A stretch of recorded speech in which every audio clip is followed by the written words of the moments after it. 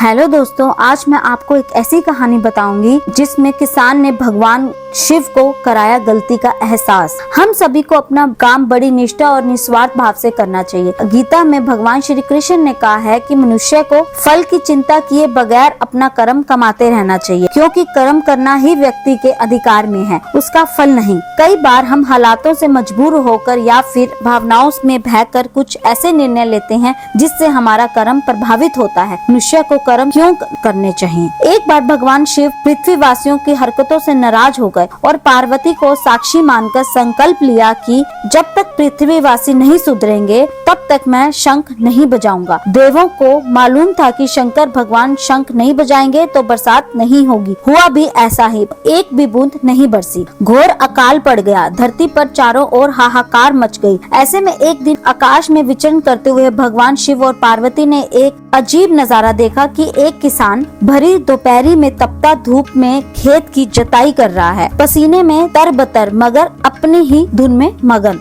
बिन बारिश जमीन की सतह पत्थर हो गई थी, लेकिन किसान जी तोड़ मेहनत में जुटा हुआ था। किसान की आंखें आत्मविश्वास से लबरेज थी, उसकी पसीने की बूंदों से उम्मीद टपक रही थी। भगवान शिव व पार्वती वेश बदलकर किसान के पास पहुँचे और कहा कि भाई, क्यों आप बेवजह अपने शरीर को तकलीफ दे रहे हो? सूखी बंजर जमीन पर केवल पसीना बहाने से तो खेती नहीं होती। किसान ने हल चलाते चलाते ही जवाब दिया कि श्रीमान, आपने ठीक फरमाया, मगर हल चलाने का गुण न भूल जाऊं, इसलिए मैं हर साल पूरी लगन के साथ जुताई करता हूँ। जुताई करना भूल गया तो केवल वर्षा से ही खेती हो सकेगी क्या? मेहनत करने का अपना ही परम आनंद है और मैं लोभ लालच के लिए खेती नहीं करता। किसान की बातें सुनकर भगवान शिव को लगा कि मैं तो परम आनंद की अनुभूति लिए ही शंख बजाता हूँ। मुझे भी शंख बजाए 1 साल हो गया है, कहीं मैं भी शंख बजाना तो नहीं भूल गया। भगवान शिव ने तुरंत अपनी झोली से शंख निकाला और जोर से फूंका। चारों ओर बादलों की घटाएं उमड़ पड़ी और बिजली चमकने के साथ साथ जमकर बारिश होने लगी।